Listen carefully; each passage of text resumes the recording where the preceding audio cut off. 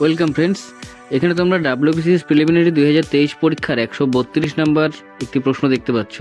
এই প্রশ্নটিতে বলেছে একটি মাসের সপ্তম দিন শুক্রবার থেকে 3 দিন আগে হলে 19তম দিনটি কী বার হবে। দেখো প্রশ্নটার কথাটা কিন্তু একটু পেঁচানো।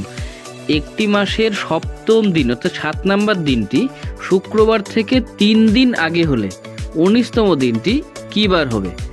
তো প্রশ্নটা ভালো করে পড়ে একটু বুঝে নিয়ে দেখো কি করে করতে হবে সমাধানটা। যদি মাসের সপ্তম দিন শুক্রবারের 3 দিন আগের দিন হয়, মানে মাসের সপ্তম দিনটা হচ্ছে শুক্রবারের 3 দিন আগের দিন, তাহলে শুক্রবারের 3 দিন আগের দিন কি মঙ্গলবার। অতএব আমরা বলতে পারি যে মাসের সপ্তম দিনে এটি মঙ্গলবার, মানে সপ্তম দিনটা হচ্ছে মঙ্গলবার। তাহলে মাসের 21তম দিনটি কী বার হবে? 21তম দিনটি তাহলে মঙ্গলবার হবে।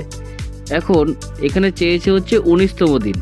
19তম দিন আবার কি 21তম দিনের আগে, তাহলে 21 থেকে 19-এর দিকে যাও, তাহলে কত হচ্ছে? মঙ্গলবার, সোমবার, রবিবার, অর্থাৎ 19 তারিখ হচ্ছে রবিবার। তাহলে এখানে সঠিক উত্তরটি হলো অপশন সি, রবিবার। অপশন সি, রবিবার।